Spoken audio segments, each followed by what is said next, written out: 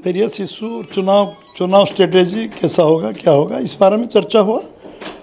सब शीर्ष नेतृत्व जो देश भर है सबसे जो मुलाकात हुआ, चर्चा हुआ, वेरियस वर्कआउट भी हुआ। अभी कल हमारा चुनाव कमेटी है, यहाँ हमने वहाँ रिकमेंड करेंगे सेंट्रल इलेक्शन कमेटी, और हमारा पार्लियामेंट पार्टी रिकमेंडेशन के लिए भेजेंगे। और हमने यशस्वी प्रधानमंत्री नरेंद्र भाई मोदी को तीसरा बार प्रधानमंत्री करने के लिए और उड़ीसा में सरकार बनाने के लिए उड़ीसा को अस्मिता को लेके हमने चुनाव लड़ेंगे। आम जनता की आशीर्वाद, शुभेच्छा, सहयोग लेके चुनाव लड़ेंगे। बीजेपी बीजेडी వీటి మధ్య చర్చలు విఫలమయ్యాయి. విడిగా పోటీ చేయాలని రెండు పార్టీలు నిర్ణయించాయి. అటు లోక్సభలో ఉన్న 21 సీట్లకు, శాసనసభలో ఉన్న స్థానాలకు మధ్య శాసనసభ స్థానాల్లో కూడా వేరువేరుగా పోటీ చేస్తారు. అంటే వాస్తవానికి బిజు జనతాదళ్ కూడా ఎన్డీఏలో చేరుతుంది అని భావించారు. చర్చలు కూడా జరిగాయి. ఎందుకంటే బిజు జనతాదళ్, బీజేపీ, కాంగ్రెస్ ఇది ప్రధానంగా ఒరిస్సాలో త్రిముఖ రాజకీయం.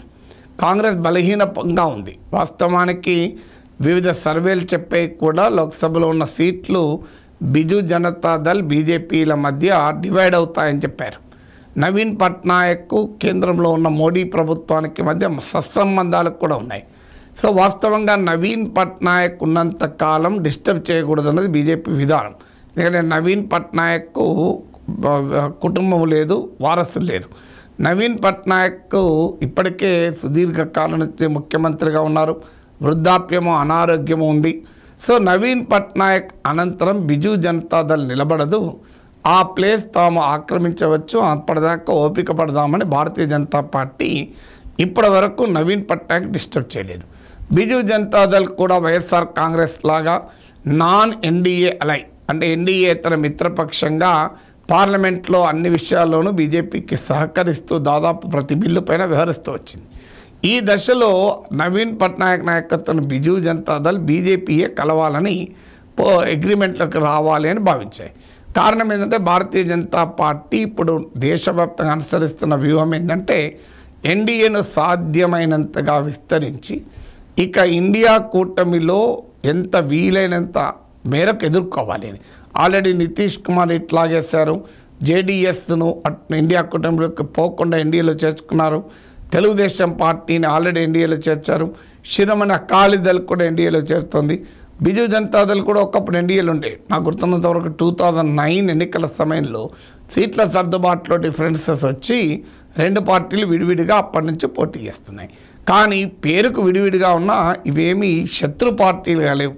ఇప్పుడు ఆంధ్రప్రదేశ్లో లాగానే ఆంధ్రప్రదేశ్లో టీడీపీతో బీజేపీకి పొత్తున్న వైసీపీని ఏం రైవల్గా బీజేపీని చూడడం లేదు. ఎవరైనా రాష్ట్ర పార్టీ నాయకత్వం చూసినా జాతీయ నాయకత్వం జగన్ కూడా మిత్రుడుగానే చూస్తోంది. ఇటీవల మోడీ చిలకలూరుపేట సభలో మాట్లాడిన ఉపన్యాసం వింటే మనకు స్పష్టంగా అర్థమవుతుంది. నవీన్ పట్నాయక్ విషయంలో మరింత క్లియర్. ఎందుకంటే అటువైపు కాంగ్రెస్ ఉంది కనుక నవీన్ పట్నాయక్పై పోటీ బిజు జనతాదళ్తో పోటీ చేసినా బీజేపీ ఒక రకమైన స్నేహపూర్వక పోటీలాగానే ఉంది. ఈసారికి ఏకంగా ఎన్డీఏలోనే చేర్చుకుంటారు అనుకున్నారు. కానీ ఈలోగా రెండు పార్టీల మధ్య చర్చలు విఫలమైనట్టు తెలుస్తున్నాయి. కారణం ఏంటంటే వారసత్వం విషయంలోనే. నవీన్ పట్నాయక్ కుటుంబం లేదు, వారసు లేరు.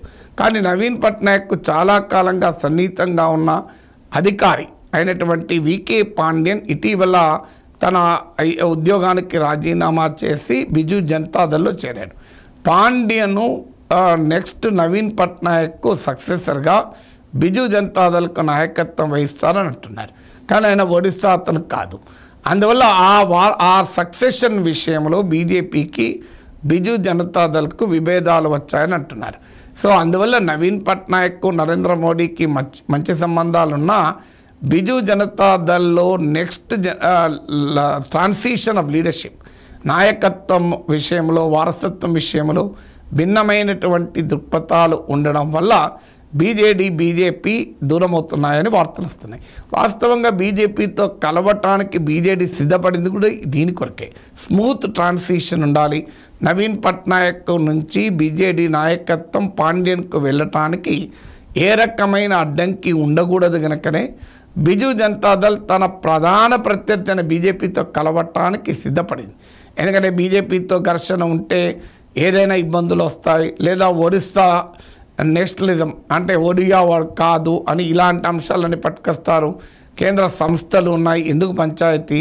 అందువల్ల నాయకత్వ ట్రాన్సిషన్ సాఫీగా జరగాలన్న ఉద్దేశంతోనే బీజేపీతో కలవడానికి బీజేడీ రెడీ అయింది. కానీ ఆ సక్సెషన్ విషయంలో డిఫరెన్సెస్ తిరిగి రెండు పార్టీలను దూరం చేస్తే అంటున్నారు. దూరమైన ఎన్డీఏలో అఫీషియల్గా చేరకపోయినా బిజు జనతాదళ్ తరఫున గెలిచిన ఎంపీలు కూడా అల్టిమేట్గా పార్లమెంట్లో బీజేపీకే మద్దతు ఇస్తారు. ఆంధ్రప్రదేశ్లో టీడీపీ తరఫున గెలిచిన, వైసీపీ తరఫున గెలిచిన మోడీకే మద్దతు ఇస్తారు కూడా భవిష్యత్తులో. అదే పరిస్థితి బిజు జనతాదళ్ విషయంలో కూడా జరుగుతుంది. ఇదేమి బీజేపీతో సీరియస్ డిఫరెన్స్ వచ్చి బీజేపీకి వ్యతిరేకంగా పోరాటం జరపడానికి బీజేడీ ఏమి ఇండియా కూటమిలో చేరి అపోజిషన్ కూటమిలో చేరే అవకాశం అయితే లేదు.